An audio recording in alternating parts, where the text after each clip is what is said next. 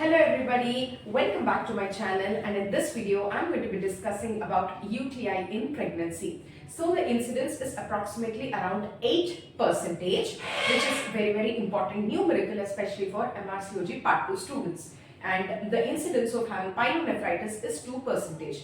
Why are we discussing about UTI and why is it important and why is it so frequent? This is because during the pregnancy, under the influence of the progesterone hormone, we see that the renal pelvis and the ureters and the renal calyces are dilated. The peristalsis of the ureters and the bladder is also said to be reduced, because of which there will be urinary stasis in the bladder, and that will be forming an environment for the organisms to grow. That is why UTI is common during pregnancy.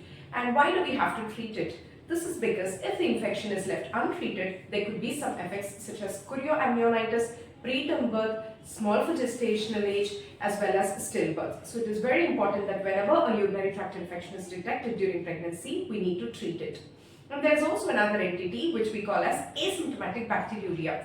The incidence is about 2 to 7%. And in this, the patient is not symptomatic, but still the urine dipstick shows that it is positive for some bacteria.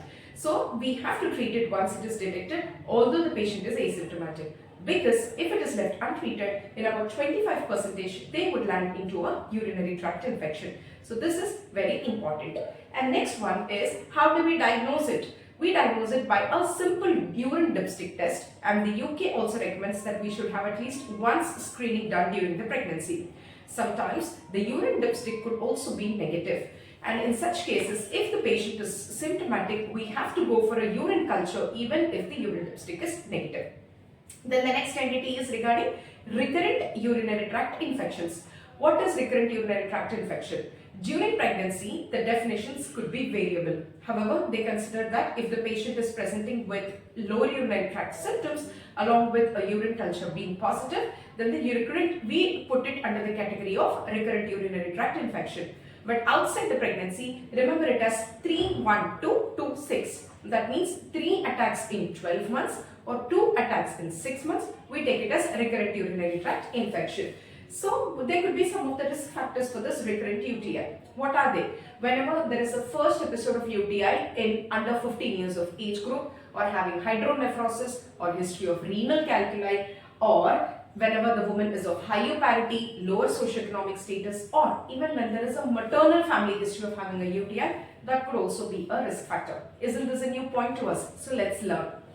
And then, how do we treat it? In pregnancy, if at all there is a recurrent urinary tract infection, we go for some kind of doses such as trimethoprim, we take it as 100 mg, or nitrofurantoin 100 mg, that is overnight dose, we have to take it until delivery, or even amoxicillin 250 mg or cefalexin 125 mg can also be considered. And what is the follow-up for recurrent UTIs?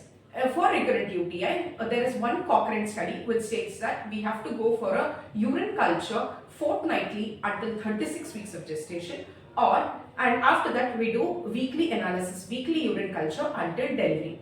But otherwise, once the patient is treated in a normal urinary tract infection, once the course of antibiotics is completed, we have to repeat the urine culture, that is one sample, to see whether the patient has responded or not.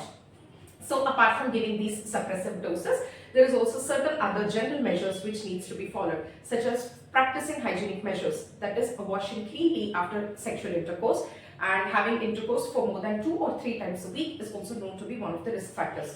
Taking vitamin C supplements, which is not harmful, but it could have some kind of positive effects as well. And taking D-mannose supplements, and also there is another entity which is called as Hiprex, which can also be taken, that is considered as an antiseptic. And also there is another medicine which we call as Canafron, but that is a mix of 3 herbs.